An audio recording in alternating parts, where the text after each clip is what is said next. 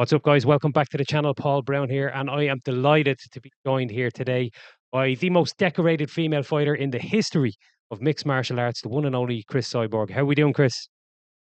Doing great. Thank you for the opportunity to be here. I was very surprised and happy to see that you're fighting in just a few days. We were just talking about it off camera. You're fighting on the 3rd of March, and you're back in the boxing ring.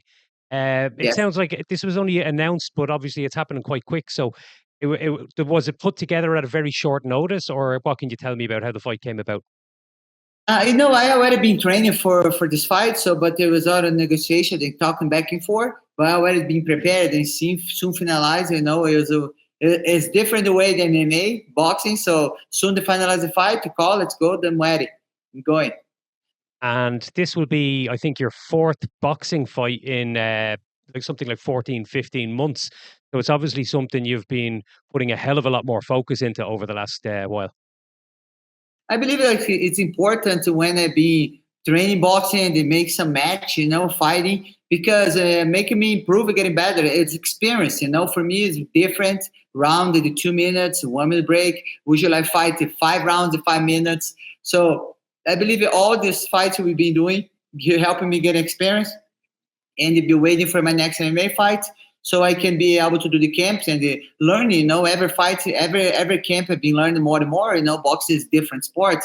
So I respected that. So I put a lot of work on. Do you see this kind of journey that you're running, this boxing journey that's running parallel to your MMA journey? Do you see it as, like you just kind of hinted at there, something that is primarily to help you be better in mixed martial arts? Or is there an end goal? I mean, there's been the talk, obviously, there's a lot of publicity, a lot of talk between you and Clarissa Shields. Is there an end goal with the boxing, or is it primarily the primary goal to, help your mixed martial arts game? So my first fight was the goal like this. I would like to do an unboxing fight because I never did.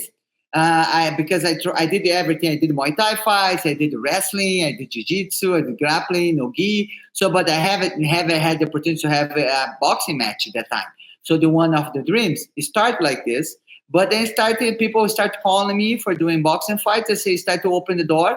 So I did a fight in London. I fought in Brazil. Now I'm fighting Colombia. I think boxing is a huge sport, and they started to open the door a lot for me. Of course, what I'm being trained in boxing fights, helping me to MMA fights. This is, footwork. It's totally different sports, but you can see my last MMA fight. I use a lot of footwork. I play when I want to play. So I think this is giving me a lot of advantage.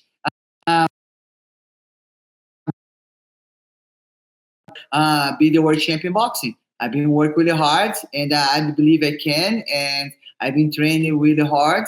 And then already people been talking to my team from the champion WBC, Cecilia Brooks, for maybe we could this fight between us. So I'm really improving to get better. I want to be the first athlete champion, Korean champion MMA and Korean champion boxing, same time.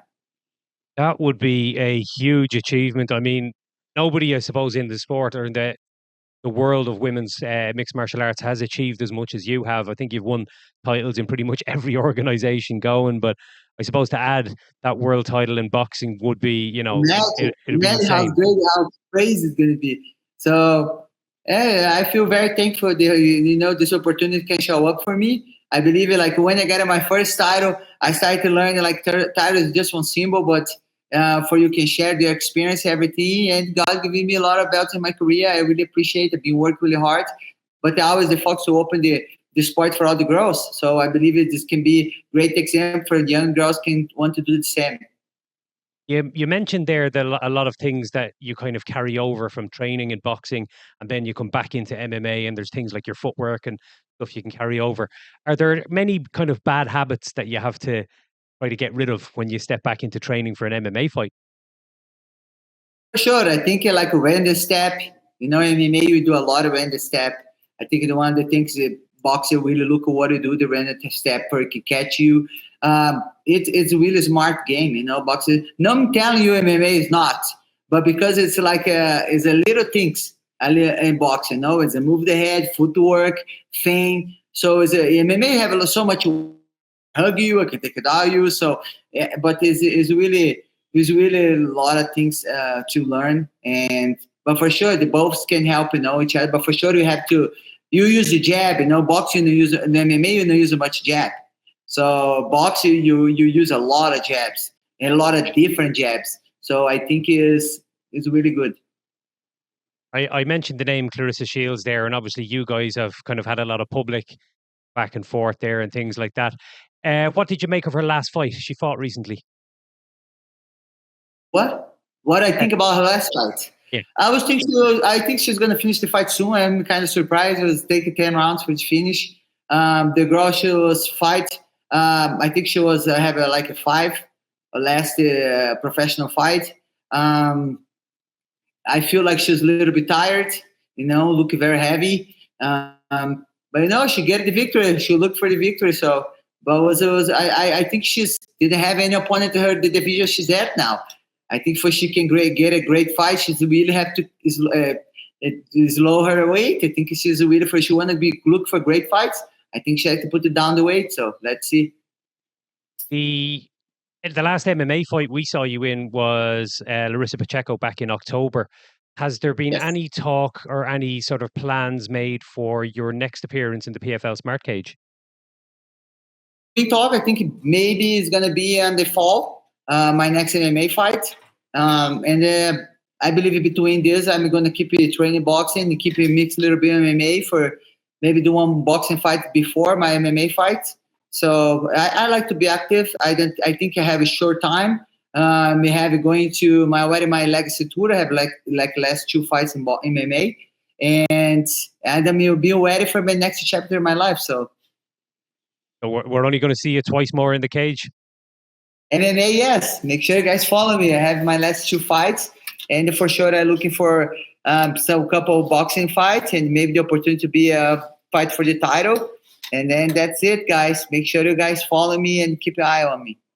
Is there any names in particular that you would like to fight in those last two MMA fights? So have a Leah McCart, Sarah Collins. She's done signed for PFL. We can be, Leah McCart is supposed to fight for the Bellator title, but didn't happen. So maybe it can happen in the PFL. It's going to be a great fight. That would certainly be the best matchup available for you. One of those two girls. I got to see Sarah and Leah fight. I was at the show in London when they fought in I think it was September. Did you watch that fight and what did you think of it? Maybe I see, but I didn't remember much. So okay, for sure I watch, but I'm gonna remember for sure. I watched so many fights. So we've seen some of the famous Bellator champions. I mean, Mauricio Pitbull and Corey Anderson spring to mind. They've maybe had some complaints that they haven't been able to get fights. Have you had any issues getting fights with the PFL? Have you been delayed or anything like that? The beginning we have a little bit of rough relationship because I was looking for talk each other in person and see what's the plan. They have the way the way they work. I know a lot of people upset, but the time to be upset, I be able to do some boxing fights. So keep the other dream I have, and keep it going. But for sure, I believe then they would like to be more active. So, but I'm looking for finish this contract, finish these two fights, and finish my tour. Do another chapter in my life. But I understand the position then. I think they're in the prime of their career, and I'm ended in my career. But for sure, I think you have a patience. I think everything have to have a resolution, and they have to be trusting in the process. The manager, I believe the manager, he's made the contract. You can read the contract, see how the way it's going to be. You talk about then the next chapter, which is coming up, once you get these last two MMA fights out of the way. Once they're done, what does that next chapter look like? Sorry, what again? The next chapter you mentioned of your life when the two MMA fights are done, the final fights, what does the next chapter look like? What are your plans for the future? My plans, I want to go back to study. I want to finish a study vet, to go to the farm or work, maybe have a kid. So I have different plan. And of course, we made the plan, but God have the best plan for us. But yes, I want to have to back to normal life and study and be different things. But for sure, I was going to be training. I was going to be involved with MMA. But I'm 39 years old, so I'm ready. Well, Cris, I want to wish you very best of luck with your fight next week in Colombia, and thank you so much for your time today. Welcome. Thank you. I appreciate it.